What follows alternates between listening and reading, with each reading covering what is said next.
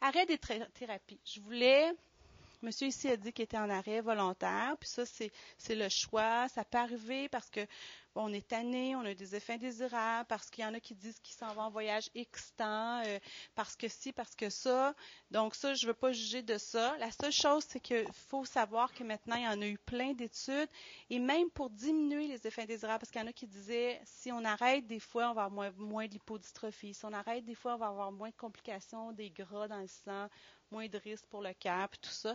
Et finalement, ça s'est avéré que les risques sont plus grands que les bénéfices de faire des interruptions de traitement. Mais si on a à le faire pour 10 000 et une raisons, puis il y en a des raisons, mais à ce moment-là, si on est capable de les planifier, c'est encore mieux. Fait que pourquoi l'arrêt des traitements? Il y a deux grosses raisons. OK?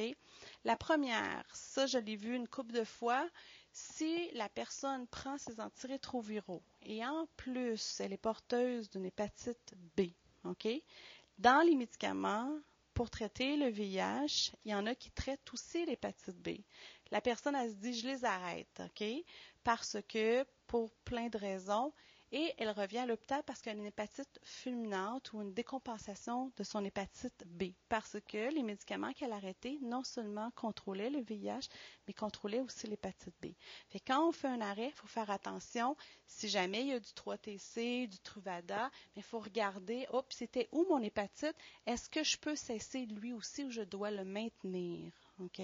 Fait que l'autre chose, c'est que le virus dans le sang, quand vous allez interrompre la médication, après, en moyenne, entre 6 et 15 jours, mettons qu'on dit 10 jours, il va remonter en haut de 500, OK? À combien, je ne peux pas vous dire. Chaque individu, c'est différent.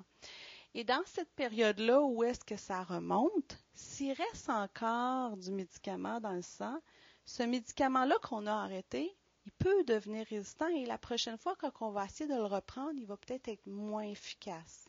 OK? Donc, ça va dépendre des régimes qu'on prend. Okay?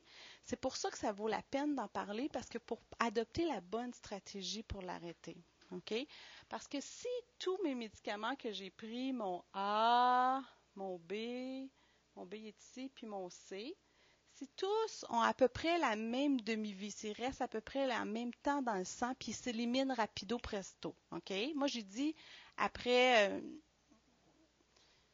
Ici, là, je vous ai dit, après à peu près 10 jours, la charge virale augmente. Fait que si j'ai pris mes médicaments, puis je les ai arrêtés, puis après 24 heures, ils sont à peu près tous éliminés. Même s'il y en a un qui restait un petit peu, je ne devrais pas être à risque parce que c'est plus tard que la charge virale va augmenter. OK? Fait que si vous avez un régime comme ça, puis vous les avez tous arrêtés en même temps, ça devrait être correct. Quand vous allez les reprendre, ils vont être encore efficaces. OK?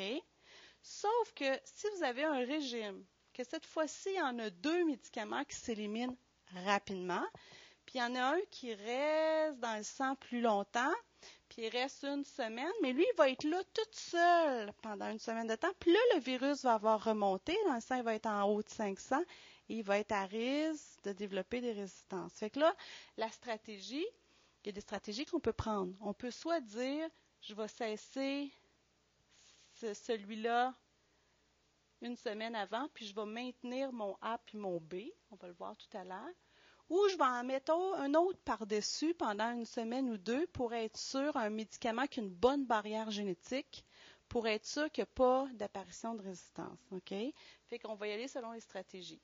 Il y a une autre stratégie qui s'appelle la stratégie de protéger, c'est que là, n'importe quel régime que n'importe quelle personne prend ici, il y a une étude en cours, c'est que quand on arrête, on mettrait du Kaletra, qui a une barrière génétique forte, on laisse le Kaletra pendant 1 mois, puis après on arrête le Kaletra. Comme ça, on couvrirait tout genre de régime et puis on éviterait l'apparition de résistance. Mais c'est à l'étude.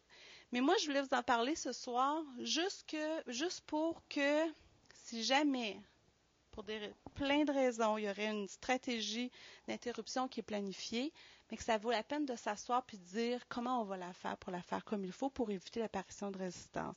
Pour que quand on va reprendre les molécules, ça soit encore efficace.